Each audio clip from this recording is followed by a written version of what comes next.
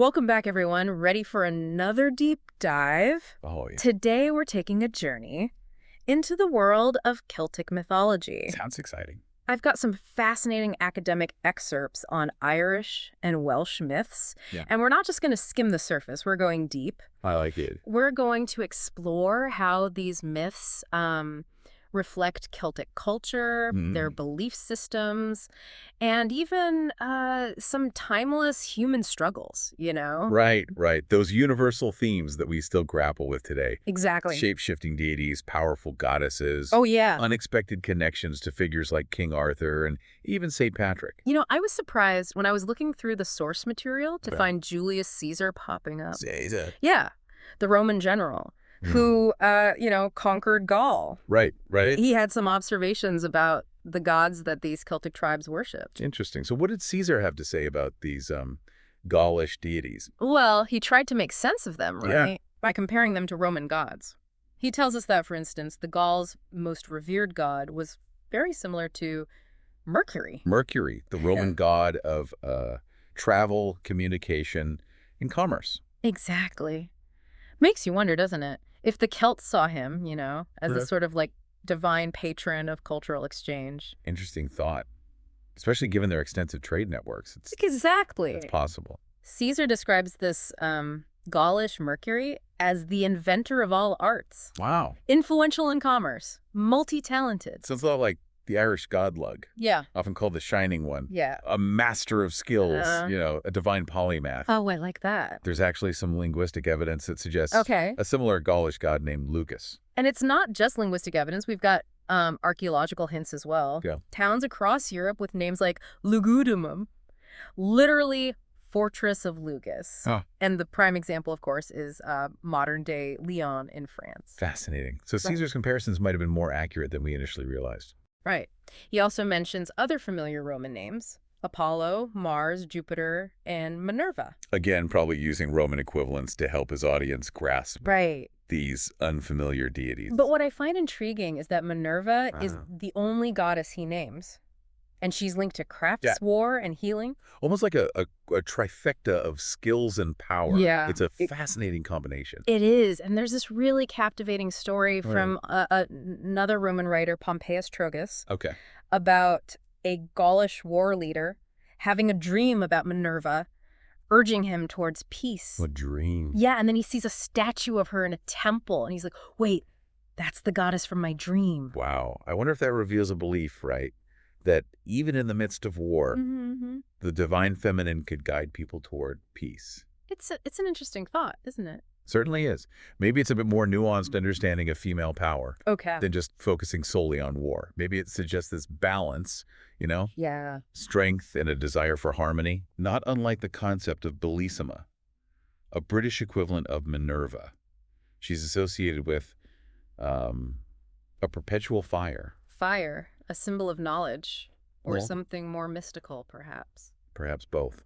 It is interesting, though, to think about how important skill and feminine power seem to be in Celtic belief. Not just brute force. Right. Wisdom, strategy. And maybe even that connection to the mystical realms. Exactly. Now, not all the Gaulish deities were all about peace and wisdom, though. All right. Caesar also mentions a god named Isis, known for demanding human sacrifice. Apparently, victims were hung from trees as offerings. That's pretty grim. It is a little grim. It kind of challenges that romanticized view we often have of Celtic culture. It's a reminder that these were complex societies with beliefs and practices that might seem foreign or even disturbing to us today. Absolutely. Speaking of complex figures, there's also Sucellus, the good striker. Okay. Often shown with a hammer. A hammer, huh? He frequently appears with the goddess Nantasvilta. Okay. And she's often depicted with a raven. Ravens. Always thought those were interesting. Messengers between worlds in a lot of mythologies. Makes me think of Cernunnos, the horned god. Oh, yes. Often depicted seated, kind of like Buddha, surrounded by animals. Right. Really emphasizing that connection to nature. It always strikes me how these horned god figures appear across so many cultures and time periods. What do you make of that? It's a question that has puzzled scholars for centuries. I bet. Maybe it speaks to a universal human fascination Yeah. with the wild, untamed aspects of nature. Okay. Or maybe it's a way of connecting human spirituality to the animal world. It's definitely something worth pondering. For sure. But for now, let's shift our focus across the sea to the heart of Irish mythology. Sounds good. We're going to delve into the Book of Invasions. Okay. It's a collection of stories that attempts to explain the settling of Ireland. So paint me a picture. All right, picture this. Post-flood, the world is recovering. Okay. And along comes Partholon with his people. All right. Ready to settle in Ireland. All right. But they soon face off against the Fomorians. The Fomorians. Monstrous creatures. Yeah. Think deformed, one-armed, one-legged beings. Yikes. Not exactly a welcoming committee? No, not really. And then tragedy strikes. Oh. A plague wipes out almost all of Partholon's people. Oh, no. Except for Tuan. Tuan. He survives this plague. He does, by shape-shifting into various animals. The shape-shifting? Lives for centuries. Wow. Essentially witnesses the unfolding of Irish history firsthand. Talk about a front row seat. A shape-shifting survivor. That's wild. It is. And what I find fascinating about the Book of Invasions is that it's not just a dry historical account, you know. Right. It blends myth and possible historical kernels. Okay. Creating this narrative that's both entertaining and thought-provoking. Yeah, it makes you wonder what those authors were trying to convey, right? He does. About the origins of their people. Absolutely. So what happens next? Well, next we meet Nemed and his people. Okay. Also battling those troublesome Fomorians. Those Fomorians again. They suffer a similar fate, though. Oh, no. Succumbing to plague and conflict. Oh, wow. Although a few do manage to escape to other lands. Okay, so who comes next? Then enter the Firbolg, renowned for their building skills. Building skills? I wonder if that reflects, like, a desire to really establish roots, you know, to create a lasting presence in this new land. It's an interesting thought. Maybe those anxieties and aspirations of migrating people seeking to establish a home. Yeah. What happens to the Firbolg? They're eventually conquered by the magical Tuatha De Danann. The Tuatha De Danann. A fascinating group with some seriously intriguing figures. Like who? Well, there's Nudu, for instance. He loses his hand in battle. Oh, no. Which prevents him from ruling. A king rendered powerless by a wound. Almost Shakespearean, right? It is. Makes you think about what qualities the Celts valued in a leader. Right. Physical prowess, obviously. Yeah. But maybe some other more nuanced qualities as well. Yeah. Shame for Nuadu, though. I'm picturing a very dramatic scene. Oh, I know. Hand-wringing, the whole bit. And then there's the tale of Bress. Bress. The half-Fomorian king. Half-Fomorian, so like half-monster. His mother, Eriu, encounters the god Ilatha on a beach. Okay. And, well, let's just say things get a little steamy. Right. Ilatha gives Eriu a golden ring, telling her to only give it to a man whose finger it fits. Okay, I see where this is going. 9 months later, Bress is born. And I bet the ring fits. It does. It's a classic tale of destiny and divine parentage. But the plot thickens. It does. With the arrival of the final wave of invaders, the Milesians, led by the sons of Milesbane, their secret weapon, a marjan, a poet. Oh, poet. So powerful he can calm the sea with his songs. Weaponized poetry. That's amazing. Speaks to the power of language, doesn't it? It does. And the reverence they must have had for their bards. Can you imagine the scene? I know. Raging sea, a ship being tossed about, and then this poet's voice ringing out. Calming the storm. Incredible. It's a vivid image. Yeah. And it captures that essence of Celtic storytelling, right? Yeah. Blend of the natural and the supernatural, the mundane and the magical. So what happens to the Tuatha De Danann? Well, the Milesians eventually conquer Ireland. Yeah. Driving the Tuatha De Danann underground. Underground. Where they become, well, the fairy folk. Oh, wow. So like the fairies we hear about in stories. Exactly. Whispered about in those fireside tales. And what about Tuan, our shape-shifting survivor? Oh, he eventually becomes human again. Really? And recounts the whole history of Ireland to St. Patrick. Blending pagan and Christian traditions. It's fascinating. It's a beautiful merging of two worlds, isn't it? It is. A testament to how resilient those ancient beliefs can be, even as new faiths emerge. But within this larger narrative of invasions and conquests, there are all these individual tales that reveal even more about Celtic beliefs and values. Absolutely. I'm particularly intrigued by the stories of love and heroism. Oh, yes. those are some of the most captivating. Definitely. So you were saying something about other tales in the Ulster cycle. What kind of variety are we talking about here? Well, you've got your humorous stories, like the story of Macbeth All's pig. A pig, okay. Yeah, it's this rivalry between Ulster and Connacht, Mm-hmm. but it's settled with, cleverness and trickery. Interesting. So not brute force. Not this time. I like it. Yeah, it's interesting how those myths often subvert expectations. Right. You'd think a story about a pig would be... You'd think so. Pretty straightforward. But it turns into this, clever commentary on rivalry and resourcefulness. Yeah, I like it. What else? What else is there? Well, we also encounter tragic kings, like Conair Mór. Conair Mór. In the destruction of Dadurga's hostel. Okay. He's bound by Gisa.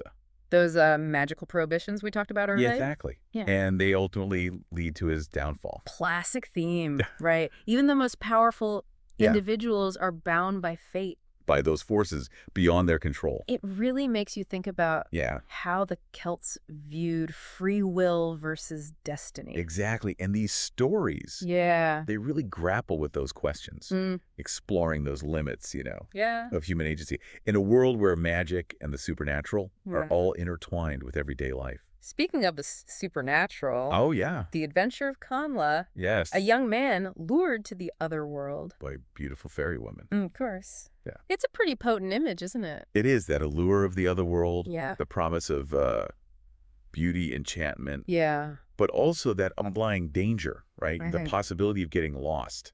Right. In a realm beyond human comprehension. Do you think that ties into how the Celts viewed death? It's a complex question. Yeah. And the myths don't always give us straightforward answers. Of course. Take the wooing of Etain. Okay. She doesn't simply die. Right. She's, transformed, reborn, even separated from her love for 1,000 years. Right. Death seems to be just another stage in this continuous cycle of existence. So not necessarily an end. Right. But a transition. Yeah, a movement into another realm, maybe another form of being. And the other world itself, is it always a paradise? Not always. No, it can be a perilous place, full of challenges and tests. Right. The Voyage of Bran actually warns against, longing for the other world. Really? Suggesting that that true fulfillment comes from embracing the present moment, Right. rather than seeking escape in some idealized realm. I like that. It's a timeless message, really. It is. The importance of finding meaning and purpose in the here and now rather than chasing after some unattainable ideal. Absolutely. There are also stories in the Ulster cycle of future kings overcoming adversity. Okay. Like the story of Neil the Nine Hostages. Neil of the Nine Hostages. It celebrates courage and humility as those essential qualities. Love a true leader. Of a true leader, yes. It's fascinating, isn't it?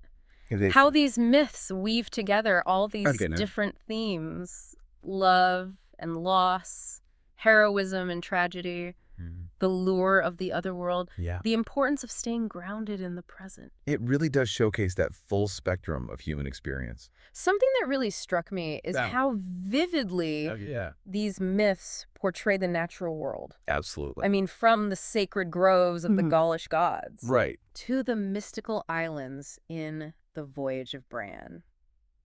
It's almost like those landscapes are characters themselves. They are. They're not just these passive backdrops. They're active forces. Right. Yeah, they're shaping events. Yeah. Reflecting the character's emotions. Yeah. And those underlying spiritual forces at play. And we see that in those recurring motifs. Yeah. Like the springs and wells with healing properties. Right. Or trees that grant wisdom.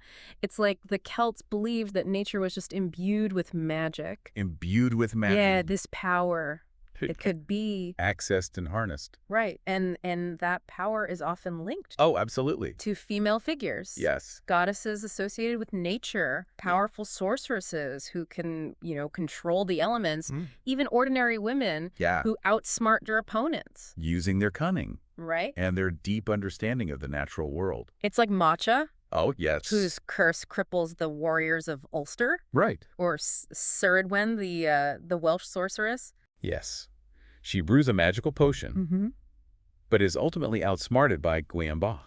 The Celts didn't shy away from portraying women as powerful figures. Right at all. Capable of shaping events, defying expectations. It's a really interesting contrast, actually, to some other mythological traditions where women are, often relegated. Yeah, to more passive roles. But in Celtic myth, they are active agents, yes. Embodying the untamed power of nature. Wielding their intelligence, their mystical abilities. It makes me think about transformation. Oh, yeah, this recurring theme. It's everywhere. Not just gods changing into animals. Right. But humans taking the forms of birds, sea creatures. Right. Even objects. Yeah, imbued with life. It's like the Celts saw the world as... constantly in flux. Yeah, nothing fixed, nothing permanent. Transformation could be liberating, right? Yeah.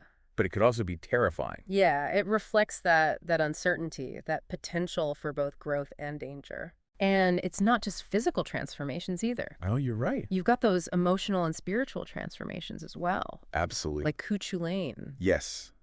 Pushed to the brink of madness by that warrior frenzy. Or Branwen.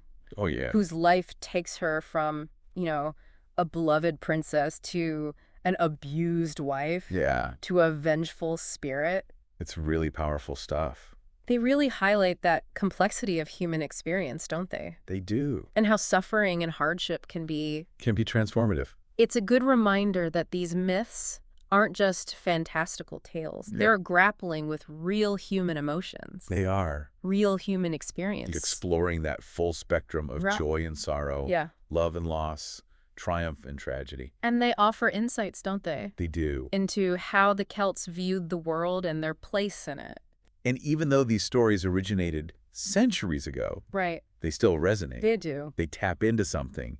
Primal, yeah. Within the human psyche. Reminding us of that deep connection to nature. Right. The power of belief and that enduring search for meaning. Yeah. In a world that can often feel chaotic and unpredictable. It's almost like they're whispering across the centuries. Whispering, I like that. Reminding us of those ancient ways of seeing the world. Those echoes of magic and mystery that maybe still linger within us. It really makes you wonder, right? It does. What aspects of those ancient beliefs are still shaping us?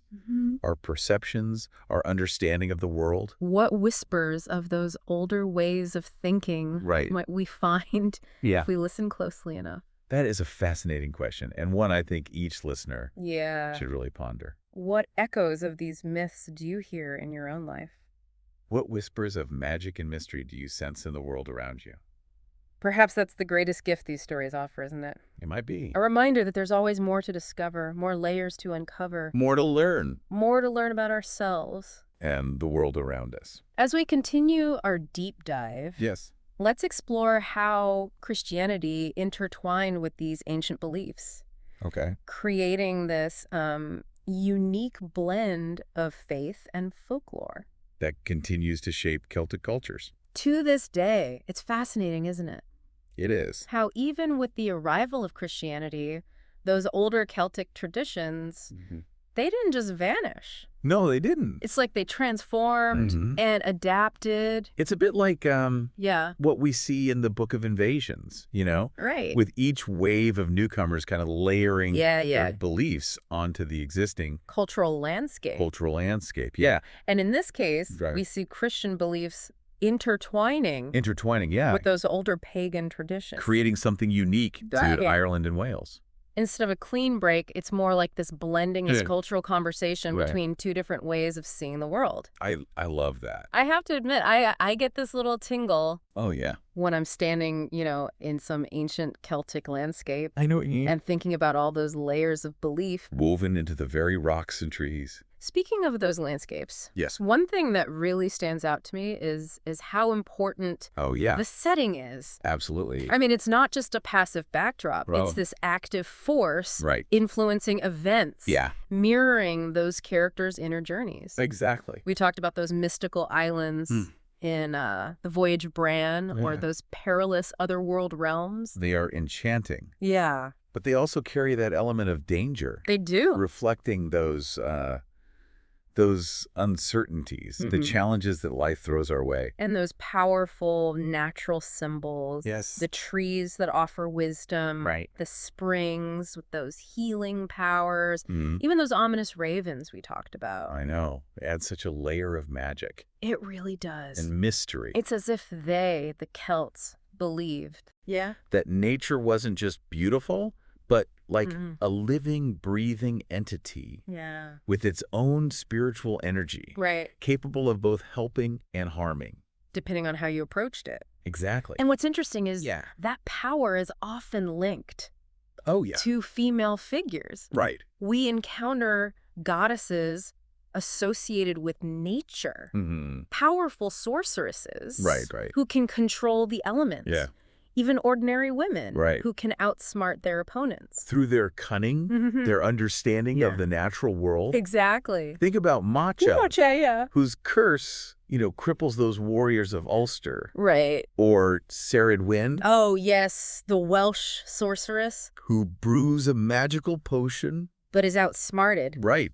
By Gwion Bach. The Celts really didn't shy away. No, they didn't. From portraying women as these powerful figures. Capable of shaping events. Absolutely. Defying expectations. It's such an interesting contrast. It is. To some other mythological traditions. Right. Where women are often relegated to more passive roles. Well, in Celtic myth, they are active agents. They are front and center. They embody that untamed power of nature. And they wield their intelligence. And those mystical abilities. Which makes me think about transformation. Transformation, yeah. It's a recurring theme. It's everywhere. It's not just gods changing into animals. Yeah. It's humans taking the forms of birds. Yeah.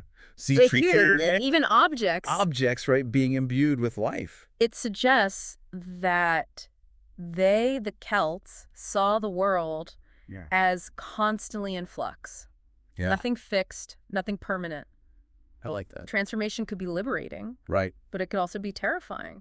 Right. Reflecting that uncertainty, that potential for both growth and danger. Exactly. And it's not just physical transformations, is it? No, you're right. We've got those emotional and spiritual transformations as well. Absolutely. Think about Cú Chulainn. Cú Chulainn, yeah. Pushed to the brink of madness. Right, by that warrior frenzy. Or Branwen. Yeah. Her life takes her from, to princess to an abused wife. To a vengeful spirit. It's powerful. These stories really highlight the complexity of human experience. And how that suffering and hardship can be transformative.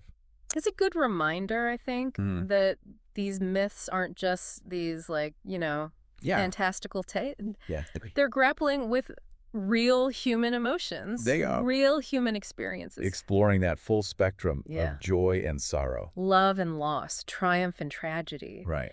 They offer these real insights, don't they? They do. Into how the Celts viewed the world and their place within it. And even though these stories originated centuries ago, they still resonate with us today. They do. They tap into something primal, within us. Reminding us of that connection to nature. The power of belief and that enduring search for meaning. Yeah, in a world that can often feel chaotic and unpredictable.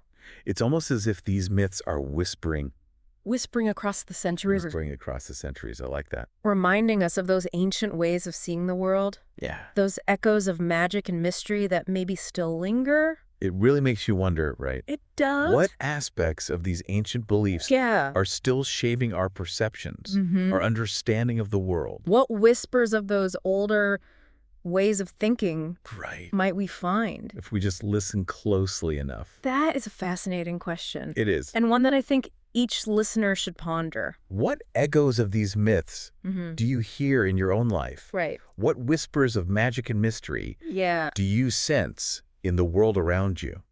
Perhaps that's the greatest gift these stories offer. It might be. This reminder that there's always more to discover, more layers to uncover. More to learn. More to learn about ourselves and the world around us. Beautifully put.